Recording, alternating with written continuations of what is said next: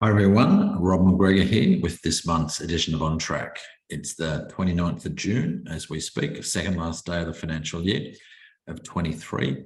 And I've got all the returns for the end of the last month, May, all the facts and figures up to the minute that we will go through. Before we get started, as always, just this is for clients of McGregor Wealth Management, particularly those that use the CARE investment methodology and process. To anyone else, feel free to listen, but please don't act on anything we talk about without getting advice that's particular to your circumstances. So what I'm going to cover today, I'm going to look at all the economic news, put it into context around what's happening with the market, go through what's been happening in markets over the last little while, look at the portfolio returns. The major theme of today is, should we be worried about a recession? Also, we can't do any of these without talking about what's going to happen with interest rates and what's happening with property and shares right now, and what a new normal might look like from an inflation point of view. I've got a different Warren Buffett quote this month, and in line with our theme, it's to be fearful when others are greedy and greedy when others are fearful. Media talk of slowdowns or recession is fear talk. So, and that's the time where we can often have optimism, and I'll talk about why in a minute. Let's look at the stats, the news. First, the RBA cash rate went up again. So we've had just a massive series of rates, that cash rate from down to 1% up to 4% over the last year. 90-day bank bills, so that's equivalent to, say, 3-month term deposits, about 4.3%. 10-year government bond yields, 3.9%. Aussie dollar, about 0.66. We traded up as high as about 69 cents briefly about a week ago, but still reasonably steady, the Aussie dollar. Inflation in Australia, about 5.6%, dropping, but not as quick as we like. And as I update the news, it was an interesting month. The US data, US inflation down to 4%, starting to get into the reasonable territory. So the US looks to be winning that war on inflation, but a big maybe question mark. The Fed is still talking tough. They're talking about potentially 2 more rate rises, but are they jawboning? In other words, are they trying to look tough to keep the economy quiet, to try and keep that war on inflation? And keep in mind, part of what they're doing here, and this is the Fed and this is the RBA, is increasing interest rates to slow down the economy. So whether that causes a slowdown or a recession, I'm going to talk more throughout this month's episode about what that means, but ultimately they are trying to bang the economy over the head and slow it down. So that is succeeding, that is happening for the most part, and they're trying to avoid inflation getting into the system. And it gets into the system, particularly if it gets into wage rises. If you have 7% inflation and you get a 7% wage increase for everyone, then you have 7% inflation in the next year. So workers are effectively being asked to take a bit of punishment by not letting wages go up by as much as inflation for inflation to drop. And there's going to be lots of debate, lots of arguments about that. And I'll talk more about how these things affect only certain people. So recessions and slowdowns and interest rate rises only affect certain groups, some more than others. The US debt ceiling was resolved last month. Not really resolved, just kicked down the road till about 2025. So it'll be a problem for the next president. Australian inflation, we're not going down as quick as we would like. It's hard to know whether wages are getting stuck in. And keep in mind that the RBA's target is between 2 and 3%. So ideally, they'd like to see it in that range. We're still sitting in the 5s. And as I said, that fear, will that get put into wage rises and we get inflation stuck at 5 to 6%? And that's what they're trying not to do. Unemployment rate is staying very low. So the unemployment rate, which I'll talk about when I go through recessions, is still pretty much in the lowest levels it's been for the last 30, 40, 50 years, in the 3%. So I'll go through that in a minute. The most interesting news this month, and certainly in the last week, was the Wagner revolt. So the private army in Russia that had been fighting for the Russians, all of a sudden were marching on Moscow. It didn't affect the markets much. There was a little bit of wobbles because there's a little bit of confusion about what it means. But there was, and it was all over before it began. So it didn't really affect markets, but it was rather interesting. And we are on the countdown, just over 4 months to the US election. Mortgage rates have continued to go up with those rate rises. So the cheapest mortgage rates you can get are about 5.7, 5.79. We're seeing most people's mortgages starting with a 6 now. If you're in the high 6s, you should be renegotiating with your bank. You should be refinancing. If they won't come to the party, you should be able to get a number that's pretty close to 6, maybe just above if you've got a low LVR. So that 5.79% number is Macquarie for loan to valuation ratios of less than 65%. And look at term deposits, 5% for the next year. Now, as I said last month, who knows what the rate will be 12 months' time from now when you go to reinvest that, but certainly a pretty solid rate right now. Let's jump forward.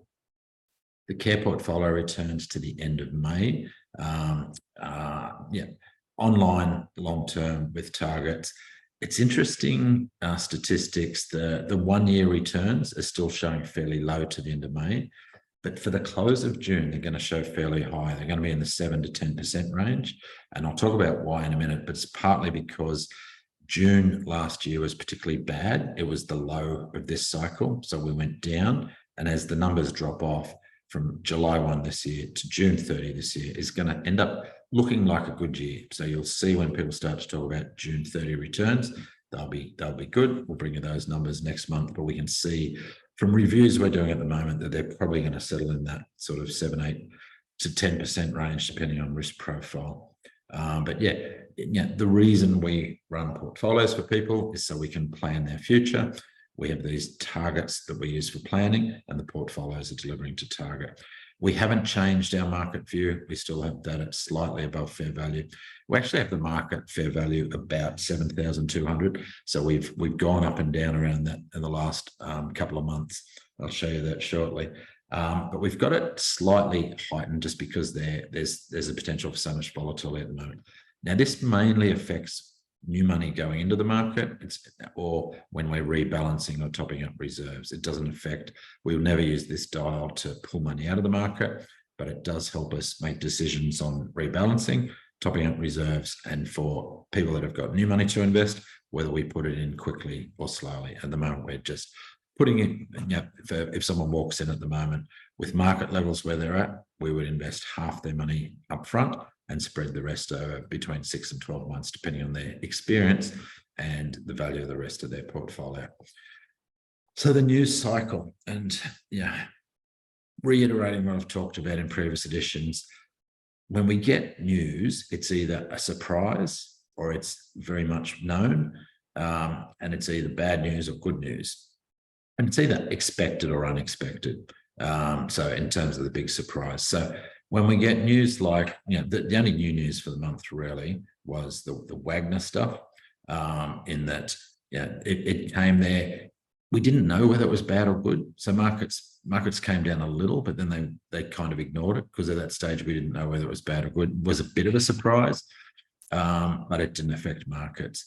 The other one is a bit more talk about slowdowns and recession. Now, this is an example of news that was not a surprise. This talk has been coming since they started putting up rate rises, because what they're trying to engineer is a slowdown. So the fact that New Zealand, for instance, went into recession this month, and I'm going to talk more about that in a minute, was not a surprise. So it didn't cause markets to react. We've dropped a few news stories off, but it's still pretty much the same stuff. Interest rates, inflation, do we have a slowdown, recession, what's happening in Russia, Ukraine, China, etc. As always, profits, but profits are ticking along okay at the moment. So let's have a look at, I talk a lot about behavioural biases. So these are the things that we all do that don't help us get good long-term returns. And when we talk about this, or the behaviour gap, and the fact that most investors get way less returns in their investments, it's caused by their behaviours. And we think that's always just individual investors, but it's not just individual investors, it's also institutional investors. And I've got the results of the SPIVA study. So this is a study that's done on a regular basis, and it looks at the percentage of underperforming managed funds. So, and in Australia, so when we look at the categories, on the left, we've got Australian managed funds, and in any 1 year period, about 55% of fund managers underperform. Now, part of that's just because of fees, but it goes up. So by the time you get to 15 years, there's about 83% of managers underperform. Not very good at all. And one of the reasons that we use index funds for most of the portfolio. So index funds never underperform because they get exactly the market's return. So it's quite obvious, but if you're faced with an 80% chance of underperforming by trying to pick an active manager, then you're much better off to use the index, which is partially why returns have done so well. International is even worse. 93, 94% of funds over 15 years underperform. And it's almost impossible. So that leaves about 7% of funds that would outperform over 15 years. And it's pretty much impossible to pick those in advance. Once again, hence the reason we use index predominantly, unless we've got a very particular purpose for not using it. Let's talk about recessions. And there was a headline here, I think this was from the AFR, that they'd gone too hard on interest rates and New Zealand's in a recession. Now, when you hear the words in a recession, you tend to think, oh, that's bad, it's a crisis. But let's have a look at what a recession means. So down the bottom right here, we've got what is a recession? So it's a significant, widespread and prolonged downturn in economic activity. A common rule of thumb is that 2 consecutive quarters of negative GDP growth means recession, although more complex formulas are also used. So to explain it, I like to talk about the economy, or the GDP, as if that was a person who was earning 100,000. So if 100,000 was the earnings of New Zealand, let's have a look at the fine print in this article. The economy contracted 0.1% during the 3 months through to March, following a 0.7% contraction for the previous quarter. So technically 2 negative quarters, but it's gone back 0.8 of 1%. So slightly less than 1%. So if the New Zealand economy was a $100,000 earner, their earnings dropped to 99,200. And while that's not nice, it's certainly not a tragedy. So the recessions and the slowdowns that we're looking at the moment look like they're going to be very slight, very shallow. So that's not going to impact a lot of people. What it does impact, and think about what causes a recession. Nearly all recessions are caused by putting up interest rates to slow the economy down or to get rid of inflation. And that's exactly what's happening at the moment. And we're likely to have a slowdown in Australia, potentially recessions in other parts of the world. And it's possible we might have a very, very shallow recession in Australia. And, you know, you've got to take all forecasters, including whatever I say, with a grain of salt, in that, you know, we may get worse news that does lead to a recession. We never know. But at the moment, it seems to be Australia's looking at a slowdown rather than a recession. Now, I've put in here the unemployment rate chart for the last, goes back to 1980. So we had a recession sort of 1982, 82, 83, and the unemployment rate went from just under 6% up to about 11%. So for 5% of Australians who were unemployed, that recession had a big impact. But for the other 95% who had their jobs, not so much of an impact. And when we go into recessions, they start dropping interest rates. So for much of the population who've got their job, recessions are actually a good thing because they start to see relief on the mortgage payments. They start to see a slowdown in interest rates on their loans. So that means recessions are not actually bad. They're very bad for those that lose their jobs. They're very bad for those that borrowed too much and had to sell assets or sell their businesses. But for lots of people, they're not that bad at all. And interest rates start to drop. So what you'll see, you know, the New Zealand Reserve Bank have announced that they're not likely to put up interest rates anymore, which is a good thing. And at some point, they'll probably start to drop them once they see inflation under hold. So we shouldn't fear recessions. They're just a correction. Now, when I say we shouldn't, I'm talking about those of us who keep their jobs. You know, if you look at the 90s recession, unemployment also up a significant amount.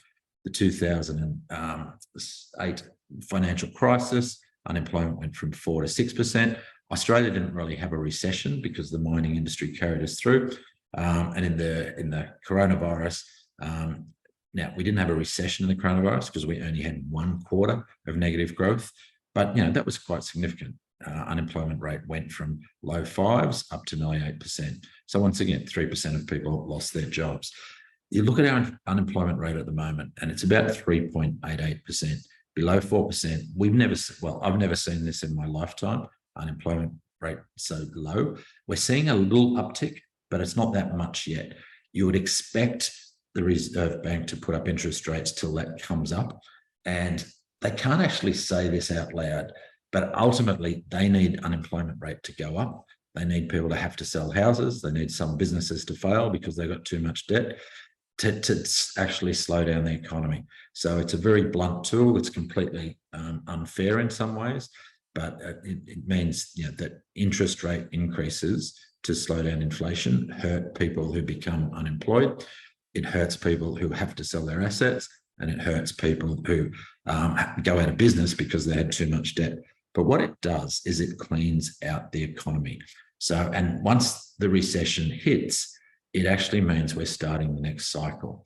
So when we look at this index chart, and the blue line is the share market, and all these red dots that I've put in, or the red arrows that I've put in, are where we've pretty much announced recessions. So in nearly every case, it's the start of a pretty good time to invest. So recessions have always been a great time to stay invested. Generally, by the time they announce we're in a recession to the time the recession's finished, the market goes up. So from the start of those red arrows to the end of the recessions, which is the blue shades, the market has gone up. And recessions usually mark the start of the next bull market. Now, this recession, or this slowdown we're having in this cycle, is unusual in that most of the other recessions are caused by really hot economic activity that caused booms. And then they had to put up interest rates, which caused a bust, which brought the market down. This recession, or this interest rate increase and slowdown, is different in that a slowdown in GDP. This was caused by monetary policy being interest rates put to super low levels and money printing being done to save us from the COVID potential recession or depression, which we didn't have because they spent money. So this is a hangover from that loose monetary policy, not from a boom. So it's quite different. And the interesting thing, the third point there, is that the share market, as I said before, is usually higher at the end of a recession than the start. So if we do get a slowdown, and even if we did get a very shallow recession in Australia, one, it's likely to be fairly shallow, as in the point something of a percent, not 10%, like the GFC, or some of those bigger ones, in the 90s and 80s. So it's likely to be very shallow. It's likely to affect relatively few people. The people it will affect will be people that have borrowed too much and have to sell their properties. It will affect, let's say we went to 4 to 4.5% unemployment. It will affect 1% of people that will lost their jobs, and it will affect any businesses that go under because they've borrowed too much money. So this clean out of the economy, but that allows the next business cycle to start. And if you look at investing at any of those points during those last recessions for the next 10 years, you did very well. So once again, I don't think we should be worried about recessions. We always have portfolios structured to survive short-term downturns, whether it's through dollar cost averaging or whether it's through reserves for our retirees. So bottom line, don't be fearful of a slowdown or recessions of the type that are coming. Look, and if there was a massive recession of 10% or more, that would be something to be a little bit fearful of for a bunch of people. But like I said, even in those deep recessions, it was about 5 to 10% of people affected. For mostly everyone else, interest rates dropping, not so bad. So here's our wall of worry, which we've continued in, fairly uneventful the last little while. We had a bit of a spurt up. We've come down a little bit, and I'll go through the yearly numbers in a minute. But just a reminder that we're not ever trying to predict downturns of up to 20%. They're impossible to do, and they're just part of the journey as the market goes upwards.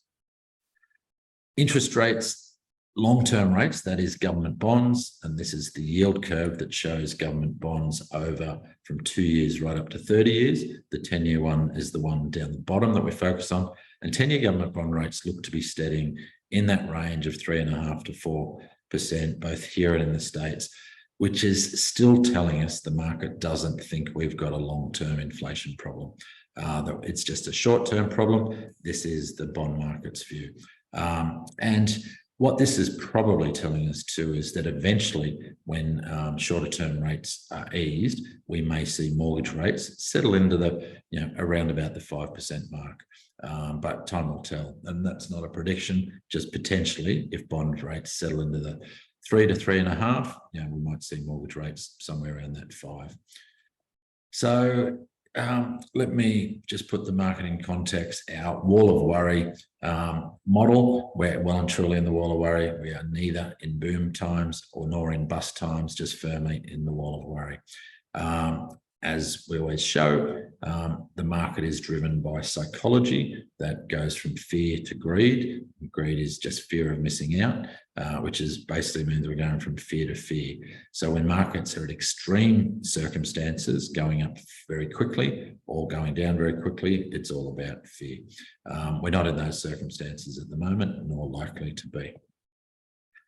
In the different ways people mess it up, my focus this month is that short-term focus, particularly if people start to panic as they hear words like recessions, because they think, oh, there's a recession, the share market's going to go down. Well, that's not actually the case. By the time they announce there's a recession, it normally means the share market's about to go up. So yeah, that short-term focus on single issues like that are very expensive. As far as our 4 pillars goes, from the care pillars, the one I've highlighted there is consistent with our theme this month of managing your liquidity, and that means never be a forced seller of assets. So whether you're borrowing to buy a property, it means having enough backup funds to never have to sell. And for those of us in broad portfolios, it means for our retired clients, it means having enough reserves or liquid funds to get through any short-term downturns. And if you get through the short-term downturns, you win in the long run. So Aussie shares were down for the month. They're going to finish up for the year. And part of that is because if we go back at the moment, and the chart in the top right-hand corner is up to about the 28th of June. So I've highlighted there where they were at the end of May. We look like we're going to finish, and depending on what happens tomorrow, about the same as the end of May. So it'll be a flat month in June, but it's going to show a positive return, because at the bottom of the market last June 30, the market was down about 6,500. So if it finishes at 7.2, we'll have about a 10% return for the year. Now, it's a little bit of lies on statistics, because if you go back 2 years, and you can see in the bottom chart of value, we went down, then we've gone up. So while we've had modest low returns over 2 years, and you can see, you can't see that in the 3-year number yet, because the 3-year number still includes the depths, or some of the depths of COVID from 2020, but the 2-year numbers will be fairly modest at about 4 to 5%. But you're gonna see headlines that say 9-10% superannuation returns last year. Yep, that's absolutely statistically correct, but it's just a recovery and then a little bit extra from the previous year, which is a good thing. But don't be fooled by the numbers, because it's partly what drops off as well. Similar for US shares, although US shares have had a very good year, 16.92%, partly driven by the Aussie dollar falling a bit over that period of time. This is actually IOO, which is the top 100 companies in the world. And it's interesting, Apple number 1. So in this portfolio, 14% of that portfolio is Apple, 12% Microsoft, then you got Amazon. But the one that's snuck in there in the last little while is a company called, I don't even know how you say it, NVIDIA, and it's an AI company. So all of a sudden, you've heard people talk about ChatGPT, artificial intelligence. So this company has just exploded, its share price up. So all of a sudden, it is the 4th largest company in the world. So massive valuation. Whether that stays or goes, who knows? Whether that gets bought out by one of the other majors, who knows? But it shows you how, whenever you hear some news about something like AI, you own that in the portfolio, because the beauty of index investing is that gets included. So you'll have the winners, you'll have some of the losers as well, but you pick those up through index investing. US small caps, similar to Australia, a pretty flat month. The year will be modest, although once again, because of the June 30. Next month, we'll be saying that US small caps were up about 10%, even though to the 1 year to May, they're only up 2.3%. Now, that doesn't mean they jumped 8% in June. It means last year's June dropped off. So we're now starting at the bottom of the hill. A little complex, but yeah, it will show a good. So when you see the 1 year return go from 2.3% to 10%, it doesn't mean that next month with 8%. It means a negative month dropped off and a positive month came on. Emerging markets have been the underperformer for the last 5 years. We expect at some point they'll revert to being outperformers, so they're very important to maintain in the portfolio. I'm very comfortable buying them. Emerging markets are places like South Korea, Brazil, etc. And you can see some of the companies there, like Taiwan Semiconductor, Tencent, which is the Chinese company, Samsung, South Korean company. So they're good global companies. They're just in areas of the world that the world's a bit scared of. At some point, we'll see US and other investors look for value there, and we'll see them come back strongly, probably at the end of the business cycle when interest rates start to drop. But we can never tell for sure. Gold price is fascinating. Its 1 year performance at the moment is 16.74%, so a great year. But May was up slightly, but you can see since the end of May, the gold price has dropped. Now, part of this is the gold markets thinking that, well, looks like the US is going to be on top of inflation, so it takes some risk out of the global economy, and gold tends to go up when the world is risky, come down when it's less risky. So it looks to us like that's partly thinking, you know, we're probably close to the end of this cycle and rates may start to come down at some point over the next year. Now, there's lots of other factors that affect the gold market, so it's never just one thing, but certainly that's looking like some sting coming out of the risk world. Let's jump into property and our model here. You know, boom, bust, boring. We're certainly probably in the boring stage at the moment, and we'll see that, you know, the monthly change last month, properties were all up about 1%, give or take a few 0.1% differences. So from 0.8 to 0.7 to 1.5, but pretty much 1% across the board around Australia, and 1.2. But over 12 months, we're still down slightly, except for Perth, which is up 2.5%. So a pretty steady market, which is fascinating. It's not consistent. So this chart shows the red line is the top 25% of price properties. So in other words, higher value properties dropped by a lot more in the last year. And you can see their index was as high as about 137 and now at about 123. So a much more significant downturn at the top end and almost no downturn at the bottom end. So the black line there is the bottom 25% of prices, and you go back a year and they're actually up. And we're seeing this with strong competition in the first home buyers market. And that's because a lot of people are saying, I don't want to pay high rents, I may as well buy a property, and it's keeping it very solid at that bottom 25%. And the middle 50% of properties are down, obviously, somewhere between. It's not consistent around the country. Top left-hand chart here, you'll see the differences over the last sort of 4 years on property swings, with Adelaide performing the best over that period, followed by Brisbane, followed by Perth. Melbourne and Sydney are the least well over that period of just before COVID, from January 20 to now. So interesting. And Melbourne in particular, the worst performing market over that period of time. These things will flip back and forward. So the last 4 years, loser in Melbourne may end up being a winner for the next 4 years. Who can tell? But particularly over those shorter periods, but they'll all do well in the long run. If we drop to the bottom left-hand chart, we see that residential vacancy rates, and this chart goes back to 2010. So you'll see how low those vacancy rates are. You know, in some states, in some cities like Adelaide and Perth, 0.6%. So that means there's only 0.6% of properties are actually vacant and available to be rented. This is extremely low, pretty much record lows. And this is what's causing rents to go up, which we see in the bottom right-hand chart, with rents across the board going up dramatically. And we can see in Sydney, median rent's gone from about $600 to well over $900. So dramatic increases there. And that's probably going to keep prices fairly steady as well. Top right-hand corner, it shows that people are just not listing their properties. So we're at record low listings, only 1.8% of properties. Australia, 1.7% of properties in Australia are on the market. And you can see back in 2016, that was more like 3.5%. So half the number of properties on the market were on the market in 2016.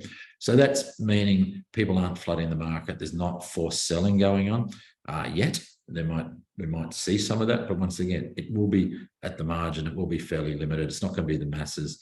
Only 33% of homeowners have a mortgage. And of that 33%, only a smaller portion would have very high mortgages and come under mortgage stress. There will be some, but it's not everyone. So rates, we can see the bottom left here, the fixed rates are starting to converge a bit. A 1-year fixed rate, at about 5.6%, pretty much the same as the 2 and the 3. But you still got to pay a little bit more to fix the rates for 4 years and 5 years, up to about 6.4%. Sorry, 6% for most of the others fixed. It's probably not worth fixing at the moment unless you really want certainty about what your payments are going to be for the next 3 years. I still think we will see at some point, maybe over the next 1 to 2 years, rates retreat back a little, maybe into the 5s, but time will tell. No guarantees on these things. So when you need certainty, you should fix rates. I've got the Heron Todd property clock up this month. It's different to the other one that we use and show, but I thought I'd bring it back every now and then. It also shows you that experts all have different opinions. So you should never believe any one expert. This has the Australian market spread all over the place, with plenty of the market sort of starting to decline somewhat over the last year, which includes places like the Sunshine Coast, Melbourne, Gold Coast, many others. You can read those. Part of the market still rising, particularly around regional areas, and particularly in the West. But plenty of the market, as we know from those other charts, either at their peak or stable. It's really hard to tell where we go from here, but given the cycle that we've just had, we're probably in the boring part of the cycle. And the thing that will drive the next upturn is interest rate falls, along with all the usual growth in the economy, etc. There's always opportunity for good property investing for those that it suits their plans. We're just very careful at the moment about where we do that and how we do that. That brings me to the end in the summary. We do believe in that you should have an exciting life and boring money, and not the other way around, that investing is best done as part of a real plan. It's based on the goals and who and what's important to you. And the portfolios, as I said earlier, are designed to meet those goals, and we take a long-term view. And then the boring stuff, diversification, good asset allocation, enough liquidity to get through the downturns, like the potential one we might have or might not have. We might have already had it. The downturn we've had in the last year might prove to be the prediction of the slowdown rather than the actual slowdown itself, which is often the case. And we use those index funds for most of the portfolio, partly for those reasons I showed with that Spiva study on the fact that 80% plus of active managed funds underperform over the long run. And then we protect against short-term volatility with reserves and dollar cost averaging and rebalancing regularly. And those 3 ways to lose money: panic and sell, have to sell, not properly diversified. And I can absolutely say none of our clients panicked and sold during any time in the last few years during COVID. So congratulations. So we don't form part of those statistics. When I talk about how most investors don't do as well as their investments, our investors do just as well as the investments. With that, I'm going to sign off, wishing you a great month until we talk next time.